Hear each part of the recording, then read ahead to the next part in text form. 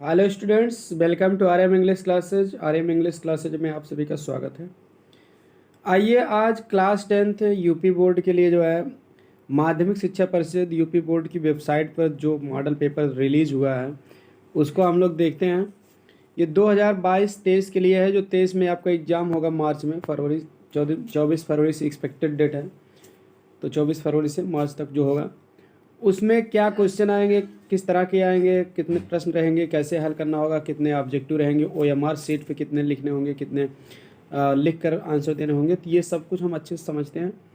ये इंग्लिश का पेपर है, मॉडल क्वेश्चन पेपर इंग्लिश है क्लास 10th के लिए 2023 में इसी तरह से आएंगे। ये आप पेपर डाउनलोड करना चाहते हो तो माध्यमिक शिक्षा परिषद यूपी बोर्ड की वेबसाइट पर भी है। बाकी हम आप हमारे Telegram channel R M English classes Surajpur, उससे भी आप देख सकते हैं।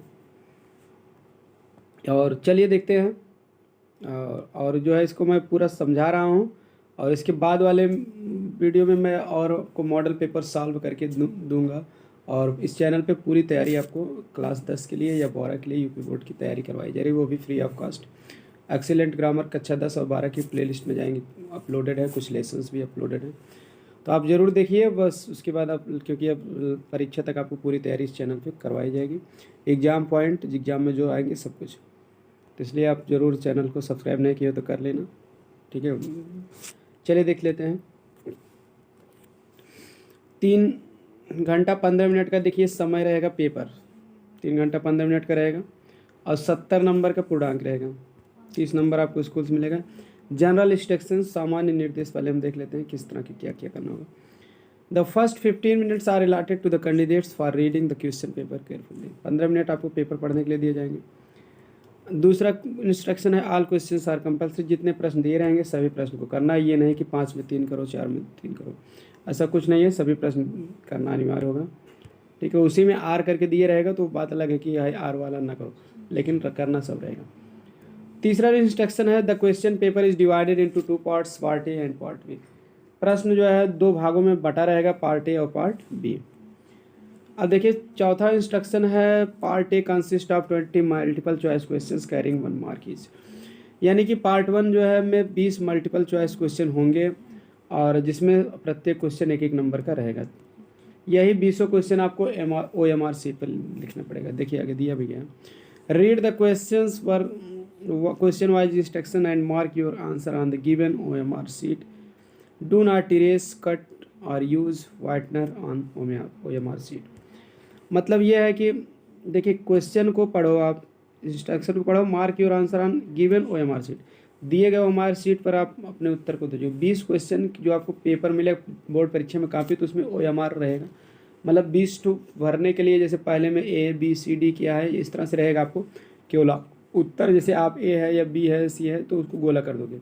ये सब मतलब व्यवस्था आपको मिलेगी, OMR सीट सहित आपको कॉपी मिलेगी, तो उस पर आपको 20 क्वेश्चन का आंसर भर देना, वो आपको कम, ठीक है, कंप्यूटर से कॉपी भी जच जाएगी। अगला है, ठीक है। अब बाकी तो आप मतलब मास्टर जांचेंगे, तो दोनों बातें हैं। छठवां है part B consist of descriptive type question. Descriptive मतलब से, डिस्क्रिप्टिव माने वर्णनात्मक होता है, यानी आपको लिख कर वर्णन करना होगा कि मैं, यानी कि लिख के लघु उत्तरी है, जैसे दीर्घ उत्तरी, ये सभी लघु उत्तरी जो भी रहेगा आप लिख के उसको दोगे।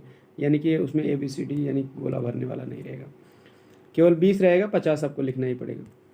Mark are indicated against each question. प्रत्येक प्रश्न के सामने जो है संकेत दिए गए, मतलब नंबर जो है, अंक जो है दिए गए हैं, संकेत दिए गए, तो सबके सामने दिया रहेगा कौन कितने नंबर का है। चलिए देखते हैं पार्ट ए। देखिए पार्ट ए क्या है कि 1 से 3, मतलब क्वेश्चन नंबर 1 से 3 तक जो है आपको इस तरह से अनसीन पैसेज दे देगा। कह रहे हैं कि read the following passage carefully and correct the correct choose the correct option to answer the questions that follow. कह रहा है कि निम्नलिखित पैसेज को सावधानीपूर्वक पढ़ो, और क्वेश्चन जो फॉलो में बाद में जो भी प्रश्न आ रहे हैं उस प्रश्न के उत्तर जो भी है उसका सही ऑप्शन लिखो।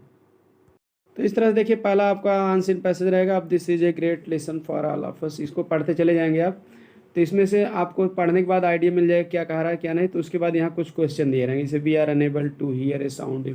हम आवाज़ सुनने के लिए असमर्थ होते हैं यदि, तो आप पढ़ोगे तो उसमें समझ में आ जाएगा कि यदि क्या कारण रहेगा, जैसे तो उसमें आपको मिल जाएगा। कब हम आवाज़ सुनने में असमर्थ रहेंगे, तो पढ़ोगे तो मतलब बहुत धीमा है या बहुत ऊंचा है कि बहुत नॉइजी है कि ए और बी दोनों बातें हैं इसमें, जो भी रहेगा आपको आंसर पढ़ने से आपको समझ में इसमें पूरा आ जाएगा। उसके बाद जो है टू स्ट्रीम्स आर लाइक, दो स्ट्रीम्स जो है एक समान होते हैं, मतलब विरोधी स्ट्रीम्स माने होता है विरोधी श्री पर स्थित लोग या उनकी विचारधाराएं, उनकी एग्जाम्पल्स, तो जो भी रहेगी टू स्ट्रीम्स के बारे में आप यहाँ पढ़ोगे तो टू स्ट्रीम्स के बारे में भी आपको मिल जाएगा, ठीक है ना।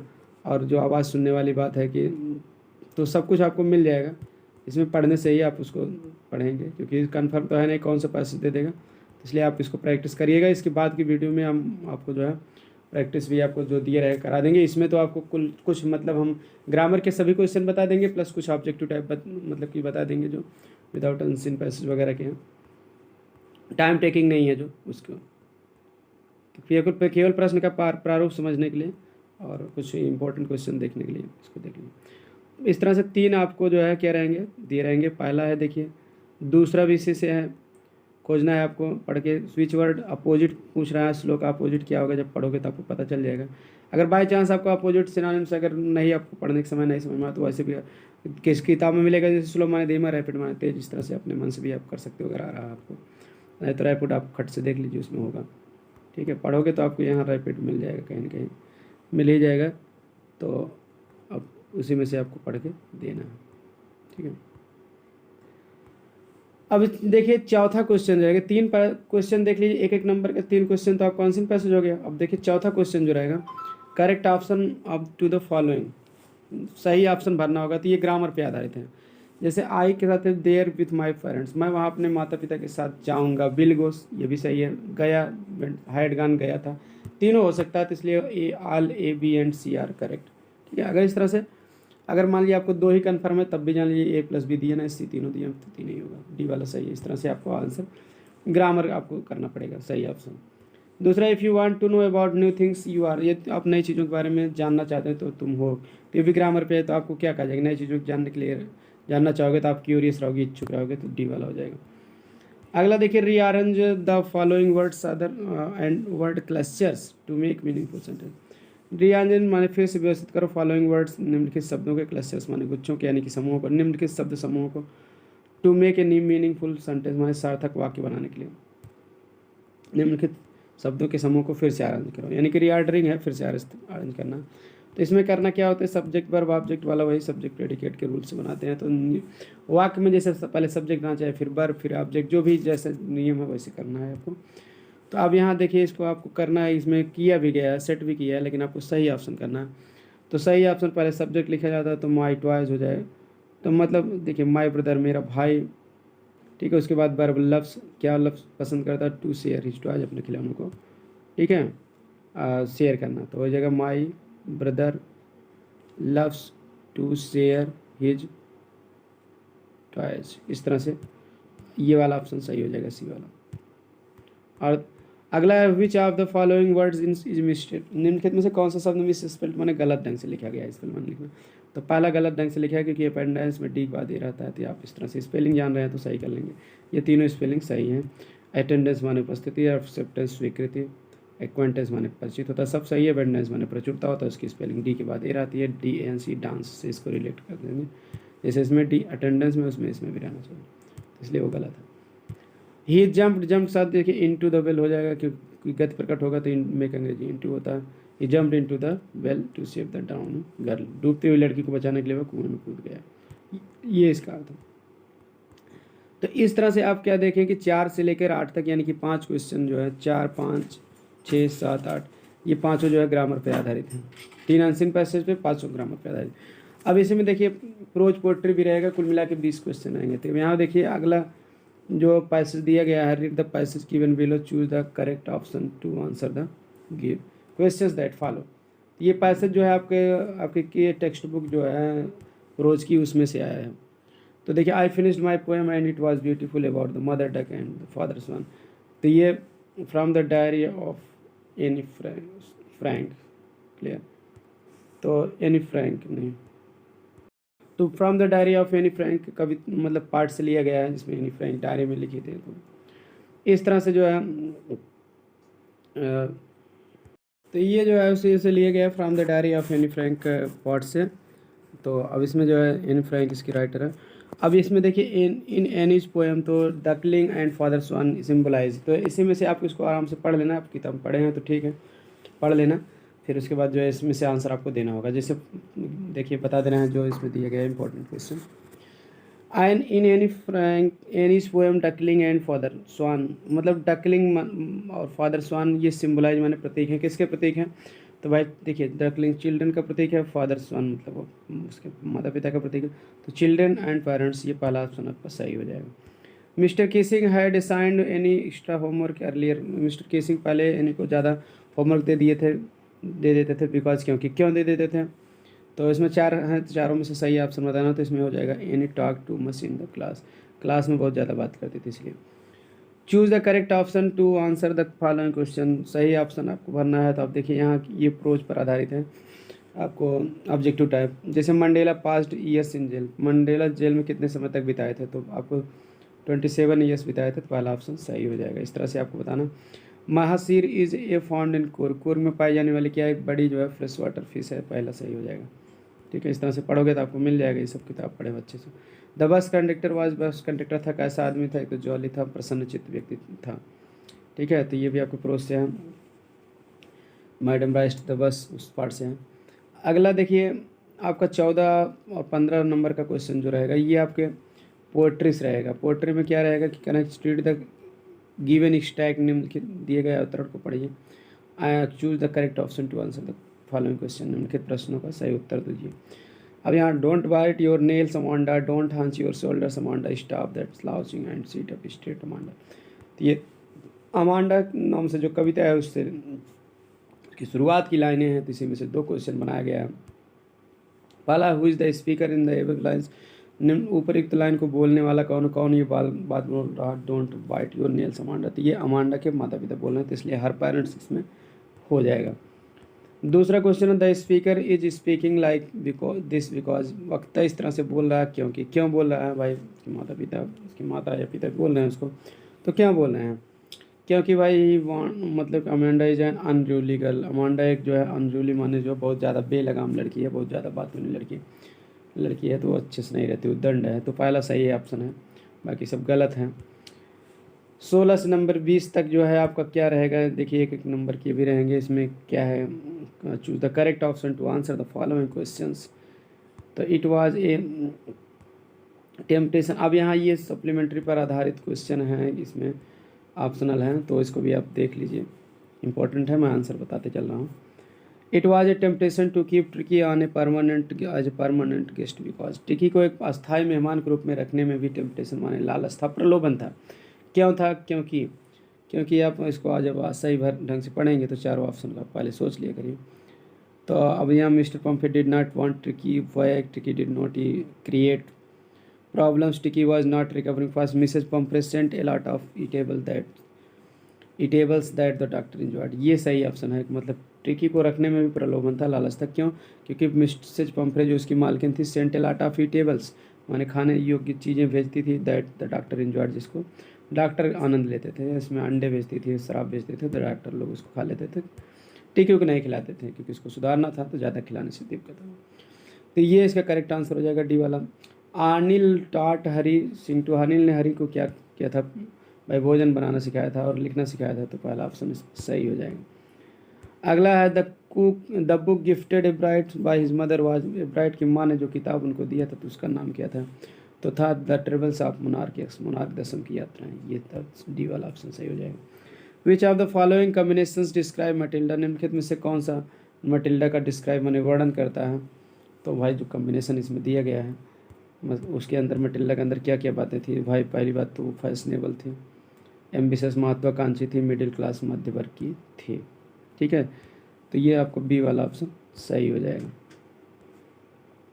भोली went to school because, Bholi school चली गई थी, क्यों भी स्कूल गई? Her father felt compel to do so, school जाती थी क्योंकि उसके पिता ऐसा करने के लिए मजबूर थे। भाई उनको कहा गया था, ठीक है, तहसीलदार द्वारा कि भाई आप भेजिए, और हर सरकारी नौकर थे, तो her mother wanted to get educated, ये कोई बात नहीं। Everybody else sent his daughters, प्रत्येक व्यक्ति अपनी पुत्री को भेजते, तो ये it was necessary for her marriage, उसकी शादी के लिए, ये सब कुछ सही नहीं। सही ऑप्शन पहला आपका है। इस तरह से आप क्या देखें कि 16 से लेके 20 तक का इस तरह से 5 क्वेश्चन जो है 16, 17, 18, 19, 20 आपके सप्लीमेंट्री से आएंगे ऑप्शन। फिर अब देखते हैं पार्ट ए हो गया। पार्ट ए मतलब आपके बाद आप पार्ट बी पे चले आइए, ठीक है। आपको जो है इस तरह से पार्ट बी में अब आप देखेंगे क्या क्या रहेगा, ठीक है।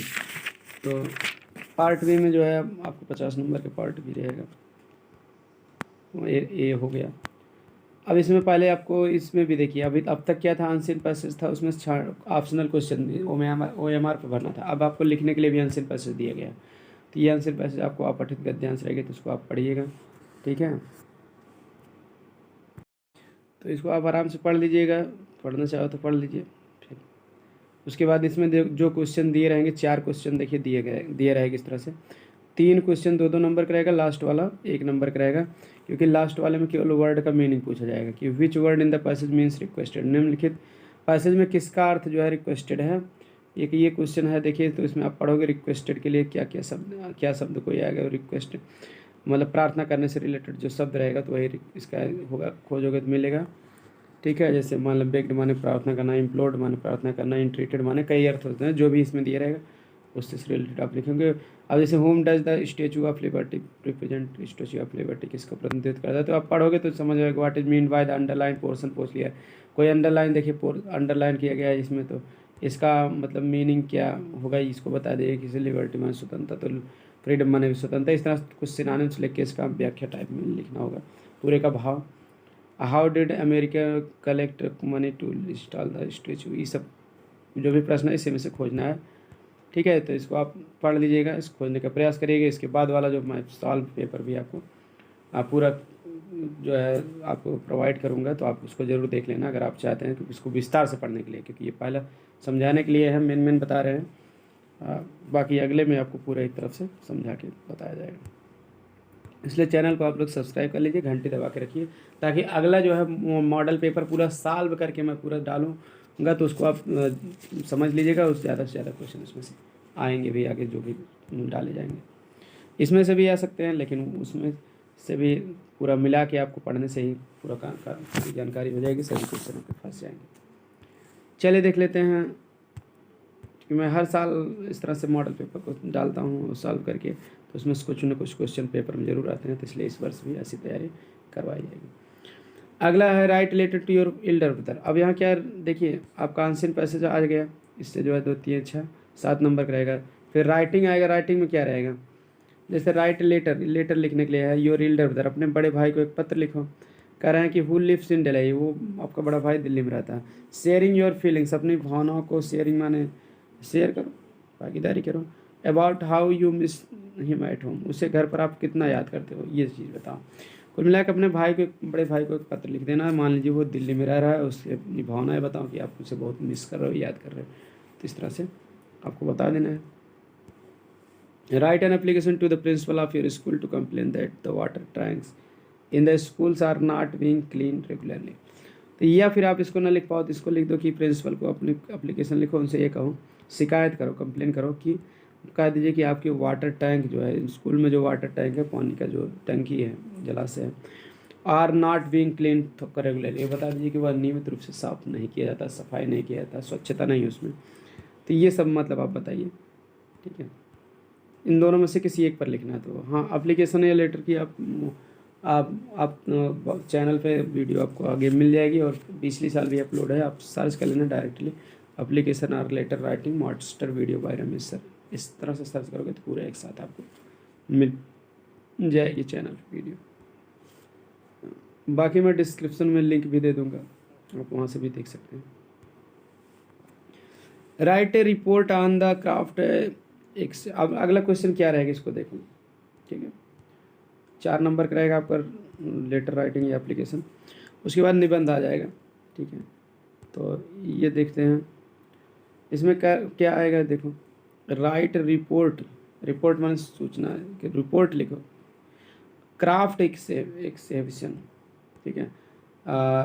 क्राफ्ट माने होता है शिल्प कला, एक्सेप्शन माने प्रदर्शनी, शिल्प प्रदर्शनी या शिल्प कला की प्रदर्शनी। पर एक रिपोर्ट तैयार करो इन योर स्कूल, अपने स्कूल में, इन अबाउट 80 to 100 वर्ड्स, 80 से 100 वर्ड शब्द के बीच में जो है आपको क्राफ्ट एक्सहिबिशन के बारे में लिखना है। और जान लीजिए एक निबंध है, ये क्राफ्ट एक्सहिबिशन नाम दे दिया गया है, उस पर रिपोर्ट लिखने के लिए, मतलब उस पर आप निबंध लिखिए, ठीक है, 80 से 100 वर्ड के बीच में। अब इसमें हिंट्स भी दे दिए पेपर में आपको दिया रहेगा इस तरह से। अब वेन माने कब, तो आपको ये बता देना है कि क्राफ्ट इस तरह से वाक्य आपको बनाना है, तो 80 से 100 वर्ड तक ही बन जाए, 7-8 वाक्य बना सकते हैं आप कम से कम 10, तो आपके बन जाएंगे कब, तो ठीक है। तो 100 वर्ड तक जब तक ना हो जाए, 80 से 100, 8 से 10 वाक्य भी बना सकते हो आप, सबके ऊपर कम से कम एक वाक्य या 2 वाक्य बनाइए आप। जैसे वेन माने कब आपको क्राफ्ट एक्सेप्शन स्कूल में आपको कब मनाया गया था, तो आप बता दीजिए, उसका डेट बता दीजिए, कोई भी दिनांक, जनवरी फरवरी से लेकर जिस भी महीने में तारीख और दिनांक बता दीजिए। इनाग्रेशन माने होता है इनाग्रेशन सेरेमनी में उद्घाटन समारोह, जब एक्सेप्शन प्रदर्शनी मनाया गया था उसका उद्घाटन समारोह किसके द्वारा हुआ था, जैसे कौन चीफ गेस्ट आए थे तो उसको फीता काटे थे, ये सब जो भी है आप उसको बता दीजिएगा। इनाग्रेशन माने उद्घाटन समारोह सेरेमनी में। एक्सहिबिटेड क्राफ्ट आइटम्स, एक्सहिबिटेड माने उसे प्रदर्शनी में दिखाए गए शिल्प के जो आइटम्स माने सामान थे, तो आप प्रदर्शनी लगी थी तो उसमें कौन कौन से सामान दिखाए गए थे, ये चीज़ आप बता दीजिए। गैदरिंग माने लोगों की भीड़ भाड़ वहाँ कितना थी उसको बता दीजिए, कितने लोग आए थे। अदर स्टॉल्स अन्य दुकानें बता दीजिए, भाई प्रदर्शनी लगी है तो बहुत सी दुकानें उसको बता दीजिए। इट्स इत्यादि। ओवरऑल एक्सपीरियंस, पूरा कुल मिलाकर अपना अनुभव भी बताइए बाद में आपको प्रदर्शनी कैसी लगी, तो आप ठीक है, तो वो निष्कर्ष हो जाएगा। इस तरह से लिखना, या फिर नीचे दिया गया है एक और निबंध दिया, आप चाहे तो इससे भी लिख सकते हो, हिंट यहाँ भी दिया गया है। Look at the picture given below, के यहाँ नीचे कुछ चित्र दे दिए गए, करें कि उसको देखो। टेकिंग क्ल्यूज, क्ल्यू माने संकेत, उस वहाँ से संकेत प्राप्त करो। फ्रॉम इट, इससे an article on the advantage and disadvantage of internet in about 80 to 100 words. फिर आर्टिकल लिखो, आर्टिकल में से तो लेख या निबंध। एडवांटेज लाभ के बारे में, डिसएडवांटेज हानि के बारे में। इंटरनेट के लाभ और हानि के बारे में आपको लिखना 80 से 100 वर्ड के बीच में। क्या क्या टॉपिक आपको यहाँ दे दिए गए हैं, देखिए। कम्युनिकेशन फोरम जो है इस, हाँ, सोशल एलिनेशन है, साइबर क्राइम है, इंटरनेट एडिक्शन है, ऑनलाइन कोर्स है, इंटरटेनमेंट है, ऑनलाइन शॉपिंग, ये सब कुछ किया जाता है ना, मनोरंजन भी किया जाता है, शॉपिंग भी करते हैं लोग, ऑनलाइन कोर्स खरीद के पढ़ते हैं, इंटरनेट की आदत कितने लोगों में, साइबर क्राइम भी इससे हो जाता है। कम्युनिकेशन तो करते रहते हैं, समाज से जुड़े रहते हैं। तो इस तरह से ये सभी बातें, यानी कि आपको इंटरनेट से क्या क्या होता है पूरा आपको, ऑनलाइन शॉपिंग से लेके entertainment, online course, internet addiction, cyber crime, पूरा हर चीज़ के बारे में एक एक वाक्य, 2-2 वाक्य बना देंगे तो 80 से 100 वर्ड बन जाएगा। इस तरह से ये भी निबंध है, तो 2 में से किसी एक को लिखना होगा आपको इस तरह से, ठीक है। तो निबंध इस तरह से आपका हो जाएगा। उसके बाद जो है आप आराम से जो है निबंध जो आपका आएगा, तो इतना जान लीजिए कि 2 आएगा, दोनों में से कोई एक ही आप लिखना पड़ेगा इस तरह से, ठीक। अब अगला आपका जो है जो क्वेश्चन आएगा ग्रामर पे, आपका जो है ये ग्रामर बेस्ड क्वेश्चन आएंगे। हाँ, तो अगला ग्रामर बेस्ड क्वेश्चन है। आप इतना ध्यान देना कि जो निबंध वाले क्वेश्चन रहेंगे वो 6 नंबर के रहेंगे। कितने नंबर के? 6 नंबर के रहेंगे आपको, ठीक है। क्योंकि यहाँ कोई कहीं 6 नज़र नहीं आ रहा है, तो आप जान लीजिए इसको 6 नंबर का ये रहता है। यहाँ लिखा गया 6, ध्यान नहीं दिखाई पड़ रहा था, यहाँ लिखा गया, यहाँ आगे नहीं दिया गया। 6 नंबर का रहेगा ये आपका निबंध वाला क्वेश्चन। आगे देखते हैं ग्रामर में। पहला, rewrite the following sentence by change into indirect speech. कह रहा है कि रीराइट फिर से लिखो निम्नलिखित वाक्य को चेंज करके इनडायरेक्ट स्पीच में। मतलब पहला इनडायरेक्ट है, तो देखिए 2 नंबर का आएगा इनडायरेक्ट। जैसे इसका मैं आंसर बता दे रहा हूँ, Kiran said to her mother, तो please allow me to play, तो प्लीज़ प्रार्थना है तो सेट क्या कर देंगे हम, रिक्वेस्टेड में बदल देंगे। Requested, Kiran requested her mother, please हट जाता है तो टू से हम अगला वक्त मतलब यहाँ काम नोट काम हटा देते हैं, टू से जोड़ते हैं।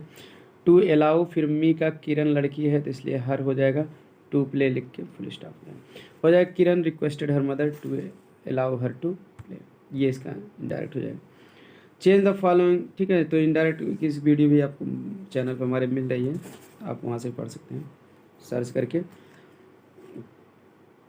अगला है change the following into passive voice, निम्नलिखित को पैसिव वॉइस में बदलो। तो I know you very well, तो ये आपको पैसिव वॉइस इसका हो जाएगा। यू ऑब्जेक्ट है, सब्जेक्ट बना दिए। प्रेजेंट टेनिस है तो आर हो जाए यू आर नो का थर्ड फॉर्म नोन हो जाएगा, नो के साथ बाई नहीं लगता, टू लगता है, तो इसलिए you are known to me, फिर very well, you are known to me very well, आप मुझसे बहुत अच्छे ढंग से जाने जाते हैं, या ऐसे भी कहते you are very well known to me, दोनों से। उसके बाद जो है देखिए, तो ये पैसुबास में है, नो के साथ टू लगता है, तो ये सभी रूल्स हम पैसुबास के बनाए हैं कि प्रीपोजिशन में बाय के स्थान पर अन्य प्रीपोजिशन क्या लगता है, आप वहाँ भी सर्च करके क्लास 10th एक्सीलेंट ग्रामर के नाम से प्लेलिस्ट में देख लीजिए। पंचुएशन देख लीजिए, पंचुएशन में क्या होता है कि जैसे कामा, फुल स्टॉप, बड़े से, ये सब जहाँ से जो नियम लगते हैं उसको लिखना पड़ेगा। जैसे इसमें क्या है कि the gardener said to me, तो द गार्डनर में टी बड़े से हो जाएगा, द गार्डनर, पहले बात तो बड़े से लिखा जाता है, फिर मी के बाद कामा लगेगा, फिर इन्वर्टर कामा लिखेगा, फिर डू नॉट में डी बड़े से रहेगा, ठीक है। Do not touch the flowers, full stop रहेगा क्योंकि इंपरेटिव वाक्य है, तो लास्ट में प्रश्न इन्वर्टर कामा बंद हो जाएगा, पहले फुल स्टॉप लगा के तब इन्वर्टर कामा बंद करेगा। इस तरह से आपको 3 जगह काम करना है, द गार्डनर में टी बड़े से करना है, मी के बाद कामा लगाना, फिर इन्वर्टर कामा लगा के डी बड़े से कर देना है, फिर उसके बाद फुल स्टॉप करके इन्वर्टर कामा बंद कर, इतना काम करना। तो आपको इस तरह से 2 नंबर मिलेंगे। अब आगे ट्रांसलेशन आएगा हिंदी से इंग्लिश बनाने के लिए, ट्रांसलेट आप फॉलोइंग इनटू इंग्लिश, 4 नंबर का रहेगा। चलिए इसको ट्रांसलेशन को भी मैं बता दे रहा हूँ फटाफट। कल सुबह मैं पुस्तकालय जाना चाहता था, तो मतलब हो जाएगा I wanted to go to library study morning, तो स्टडी मॉर्निंग पहले भी कह सकते हो, तब कामा लगेगा, नहीं तो लास्ट में भी कह दो, ठीक है। Study morning I wanted to go to library, या I wanted to go to library study morning, दोनों सही। उसी समय मैंने एट दैट टाइम, मेरा एक मित्र मुझसे मिलने आया, मेरा एक मित्र, माई वन फ्रेंड, मुझसे मिलने आ गया, came to meet me, came to meet me, at that time my one friend came to meet me, ठीक है। एट दैट टाइम के बाद मतलब कामा लगा देना, थोड़ा रुक के कहते हो, तो my one friend came to meet मी।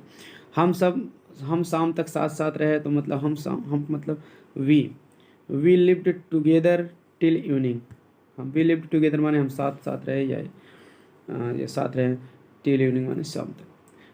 हाँ, मित्र से मिलकर मैं खुश था, तो पहले मित्र से मिलकर ये meeting with the friend, meeting with the friend, या मीटिंग विथ माई फ्रेंड भी कह सकते हो। मीटिंग विद द फ्रेंड माने मित्र से मिलकर मैं खुश था, आई वॉज हैप्पी। किंतु उस पुस्तकालय न जा पाने के कारण दुखी भी था, बट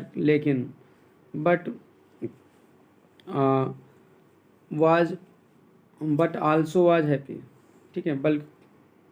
किंतु पुस्तकालय न जा पाने के कारण दुखी भी था, ठीक है, ऐसे कहते हैं, बट वाज ही कर दिए, फिर दोबारा आई भी कह सकते कि मैं दुखी था, तो लेकिन नहीं भी लिखो कोई दिक्कत नहीं। किंतु पुस्तकालय न जा पाने के कारण दुखी भी हुआ, दुखी भी था नहीं, दुखी भी हुआ। बट हाँ, होना कहेंगे ये होता है बीकेम, बट बीकेम सारोफुल माने होता है दुखी, या सैड भी कह सकते, कोई दिक्कत नहीं, सैड माने भी उदासी है, देखिए। बट बीकेम सारोफुल, बल्कि दुखी भी हुआ, या किंतु दुखी भी हुआ, किंतु क्या कहेंगे, बट होता है, बट बीकेम है कि बट बीकेम हैप्पी, सारोफुल, बट हाँ दुखी भी हुआ, बट बीकेम सारोफुल टू माने भी, या आल्सो भी कह सकते हो, सारोफुल आल्सो, दुखी भी हुआ। हाँ, किस लिए दुखी हुआ, कि विद्यालय न जा पाने के कारण, हाँ, due to not able to go to school, due to माने के कारण, not able to go to school school नहीं है, लाइब्रेरी है, पुस्तकालय। But became sorrowful also due to not able to go to library, due to not able to go to library. देखिए, not able to go माने ना जा पाना, ना जाने के योग्य होना या ना जा पाना, तो कोई काम असमर्थता बनाने के लिए एबल टू का उपयोग होता है, ठीक है। Due to not able to go to library, पुस्तकालय न जा पाने का, ठीक है। फिर से बता देना पूरा। मित्र से मिलकर मैं खुश था, meeting with the friend I was happy, किंतु पुस्तकालय न जा पाने के कारण दुखी भी हुआ, but we came sorrowful also, या सारोफुल टू भी कह सकते हैं, due to not able to go to school, ठीक है। अब देखिए आगे है, answer the following questions in about 30 to 40 words, 30 से 40 वर्ड में आपको निम्नलिखित प्रश्न का उत्तर देना। तो यहाँ ये 3-3 नंबर के दो क्वेश्चन लिखना है, आपको 6 नंबर मिलेंगे। दोनों में आर करके ऑप्शन रहेगा, देखिए पहले में दिया ऑप्शन, दूसरे में भी दिया। तो ये क्या है कि कहाँ से आएंगे, ये आपके प्रोज से आएंगे दोनों question. Mention varieties of bread are that are an essential part of the celebration in Goa. ये है बेकर फ्रॉम गोस है। हुआ Jenny Frank why where did she write diary, अपनी डायरी कहाँ लिखी, इन फ्रैंक। इन दोनों में से किसी एक का आंसर आपको लिखना है, 3 नंबर मिलेगा। और वो भी शब्द जो है 30 से 40 वर्ड होने चाहिए। How did Wali save money from the bus ticket, बस टिकट से कैसे धन बचाई थी, ये मैडम राइट्स द बस, ये वाला पार्ट है। Why was Lencho angry with the post office employees, post office कर्मचारियों से लेंचो क्यों एंग्री था, क्रोधित था। तो ये दोनों में से किसी एक का आंसर लिखना है। अगला answer any one of the following 60 words में लिखना है। यहाँ भी जो है आपके प्रोज से ये 2 क्वेश्चन दिए रहेंगे। जैसे पहला हुआ what lesson did Kisa Gotami learn in the end, अंत में कीसा गौतमी ने क्या शिक्षा प्राप्त की। How did Mandela's idea of freedom change with age and experience, युग और अनुभव के साथ साथ कैसे मंडेला की स्वतंत्रता के विचार बदलते रहते। इस पर इन दोनों में से किसी एक के बारे में आपको लिख देना है, ठीक है। दोनों आपके सिलेबस में है। सरमोनाइट बनारस से है, मंडेला नेल्सन मंडेला से। 7वां क्वेश्चन आपका है mention a few difference between A tiger in the zoo and tiger in the jungle, 40 word में। इसमें क्या है कि पोट्री का ये पोएम से लिया गया है कि मतलब जो जू है चिड़ियाघर, tiger in the zoo part poem का नाम ही है। चिड़ियाघर में जो बाघ है और जंगल में है, तो उन दोनों के बीच में डिफरेंस को बताना है। या तो आप इसको लिखो 40 वर्ड में, या फिर 4 लाइन की कविता लिख दो, ठीक है। Right 4 lines in poem prescribed in your syllabus. आपके सिलेबस में जो भी जितनी कविता उनमें से किसी एक का 4 लाइन लिखो। Do not copy the lines given in this question paper, जो कि इस क्वेश्चन पेपर में छांटने के लिए जैसे लाइन दे गए हैं, डोंट बाइट योर नेल समांडा, इस तरह से जो लाइन यहाँ नहीं दी थी, आपको उसको छोड़कर ही आपको लिखना है। ये लाइन नहीं लिखना है, बाकी चाहे जो लाइन आप लिख दीजिए। ये चीज़ आपको बताया जा रहा है कि पेपर में जो लाइन आएंगे उसको छोड़ के कोई लिख। तो ऐसे ये लाइन वाली ज़्यादा सही है आपके लिए याद करना, कि नहीं किए तो याद कर लो। बाकी तो आप क्वेश्चन आ रहा है तो आप उसको भी लिख सकते हो। तो इस तरह से ऑप्शन रहेंगे इसमें। सेंट्रल आइडिया देखिए दिया रहेगा 40 से 50 वर्ड के बीच में लिखना है। 3 सेंट्रल आइडिया का नाम दिया रहेगा, तो किसी एक के बारे में लिखना, चाहे फायर एंड आइस लिखो, ट्रीज लिखो, एनिमल्स लिखो। 4 नंबर ये, ठीक है। सेंट्रल आइडिया पे भी 3 नंबर आपको मिल जाएंगे। सेंट्रल आइडिया पे 3 नंबर मिलेंगे, और इसके पहले 4 लाइन की जो लिखोगे उस पर भी 3 नंबर ही मिलेंगे। Answer any one of the following about 30 to 40 words. यहाँ देखिए, अब यहाँ कुछ क्वेश्चन आंसर भी रहेंगे आपको सप्लीमेंट्री से। 1-2 दिए रहेगा, 2 में से एनी वन किसी एक का, ठीक है, लिखना होगा आंसर। ध्यान देना, एनी वन जब दिया रहेगा तो यानी एक ही लिखना। What did the doctor do to cure टिकट, ट्रिकी का इलाज करने के लिए डॉक्टर ने क्या किया, इसको आप लिखना है।